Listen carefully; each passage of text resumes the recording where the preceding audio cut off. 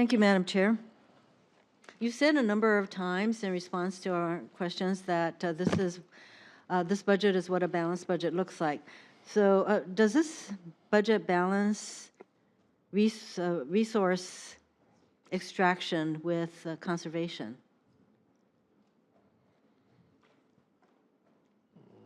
The budget balances fiscally in a 10-year program.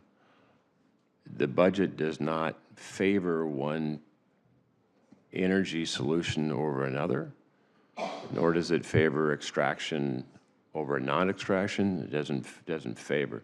It's a budget that produces a stewardship of our public lands. On the other hand, you also talked about the need to raise revenues.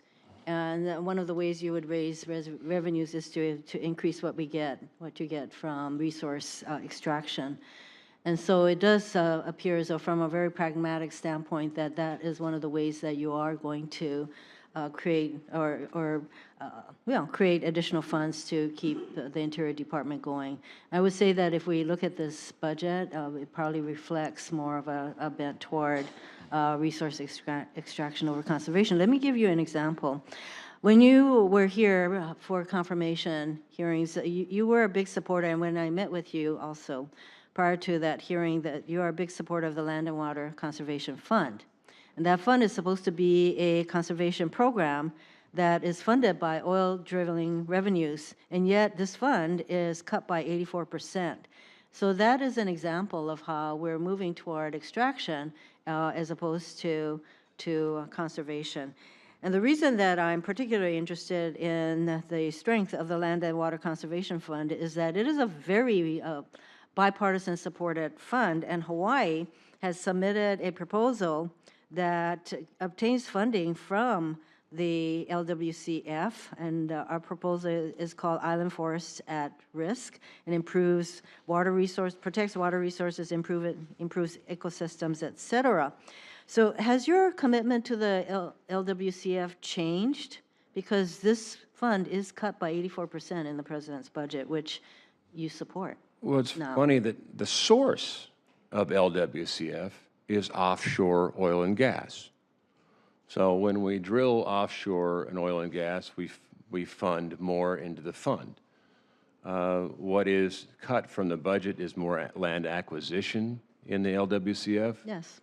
But as you know, the LWCF fund itself has about $18 billion over the period of time that has not been appropriated. And so I think we're supportive of looking at LWCF expansion on onshore too. Some of that is to provide some infrastructure relief.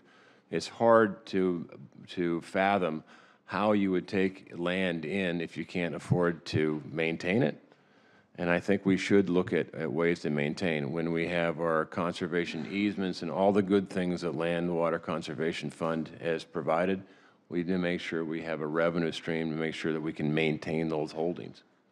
Well, in the case of our proposal, Island Forests at Risk, it is for the acquisition of properties that the private landowners, because we do not have any national forests in Hawaii. We're one of 10 states that do not. We rely on other kinds of resources from the federal government to support the privately and state-owned forest areas.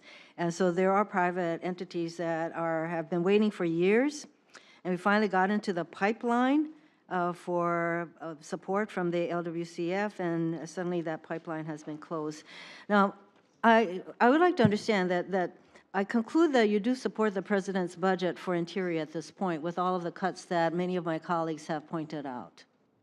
I do support the budget, and I commend the President for actually having the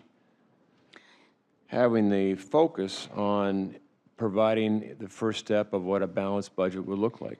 That is a tremendous change from the proposition that having a budget that doesn't balance, that really doesn't matter.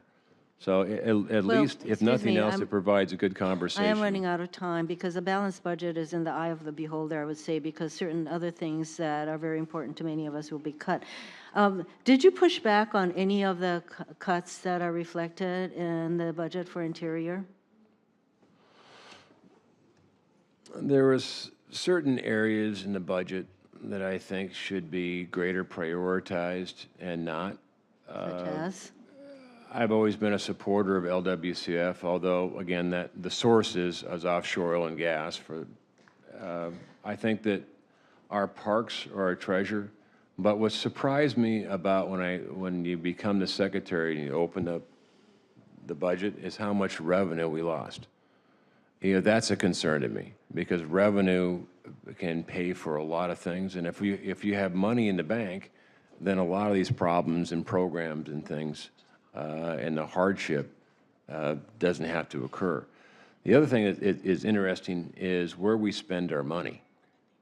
$5.5 billion worth of grants. Most of the grants are absolutely appropriate and good, but looking at it, a lot of money was going outside of other things while our infrastructure was hurting. Personnel-wise, we have good people in the Department of Interior, but we're really heavy on our upper bureaucracy. We have about 6,500 people in D.C. Yes, you mentioned that, but I was particularly interested if there are any particular programs that you really push back on cuts of. And it sounds as though Land and Water Conservation Fund, which was something that you very much supported, we need to get that back, I would say, on track. Thank you, Madam Chair.